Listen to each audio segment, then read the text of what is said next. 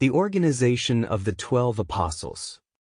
This somewhat monotonous period of alternating fishing and personal work proved a grueling experience for the 12 apostles, but they withstood the test. Despite their grumbling, doubting, and momentary dissatisfaction, they still kept their vows of devotion and fidelity to the Master. It was their personal dealings with Jesus during these months that caused them, except for Judas Iscariot, to remain faithful to him even in the dark hours when he was on trial and crucified. These men could not abandon their revered teacher, with whom they had lived so closely and who had so devoted himself to them. During the dark hours of his death, in the hearts of these apostles, all reason, judgment, and logic were put aside for the sake of a much more powerful and weighty human emotion, namely, friendship and loyalty. Through these 5 months in which they worked with Jesus, each apostle was personally led to regard him as his best friend. By this human feeling, and not by his exalted teaching or miraculous deeds, they were held together until after his resurrection. Not only did these months of quiet work constitute a severe probationary period for the apostles, a trial they survived, but this period of time during which no activities were undertaken in public also constituted a severe trial for Jesus' family. By the time Jesus was ready to begin his public appearance, practically his entire family had abandoned him. On only a few occasions did they try to get in touch with him later, and then only with the intention of persuading him to return home. For they almost believed that he was not of sound mind. They could not fathom the depth of his message. It was all too much for those who were of his own flesh and blood. The apostles carried out their personal work along the shores of the Sea of Galilee. By the end of this period, the 12 had worked out a plan regarding the care of their families. Most of the apostles were married, and some had several children.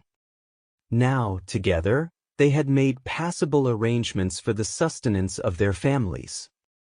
This was paid in part from the joint resources of the apostles so that they could give their full energy to the work of the kingdom, without having to worry about the financial well-being of their families.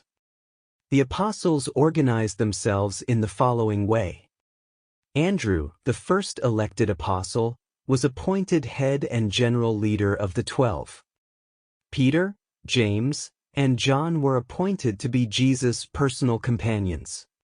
They were to be ready for him day and night, caring for him and also accompanying him when he spent the night awake in prayer, when he was in mysterious communion with the Father in heaven. Philip became the group's steward. His job was to make sure there was food and that visitors, and sometimes even the crowd of listeners, were fed. Nathaniel cared for the families of the 12. He was constantly aware of the home situations and the needs of each family. He organized the necessary resources and sent them every week to those who needed them. Matthew was the financier of the apostolic corps. His job was to make sure that income and expenses were balanced and that the treasury was replenished. When not enough funds for mutual sustenance came in, Matthew was authorized to send the 12 back to the fishing boats for a time. However, the need for this never arose after these 5 months, which allowed them to work entirely in public for the kingdom of heaven. From then on, Matthew always had sufficient funds for the treasurer to pay for their activities. Thomas was in charge of the itinerary. It was his job to provide overnight accommodations and to pick suitable places where teaching could be given or preaching could take place. James and Judas, the twin sons of Alphaeus, were assigned to direct the crowds and to maintain order. They also performed many hands-on services. Simon Zelotes was in charge of providing recreation and leisure activities. He arranged the programs for Wednesdays and also tried to provide some recreation and distraction each day. Judas Iscariot was appointed treasurer. He kept the wallet with him.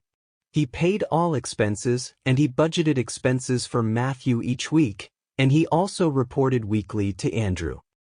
Judas only made payments after being authorized by Andrew to do so,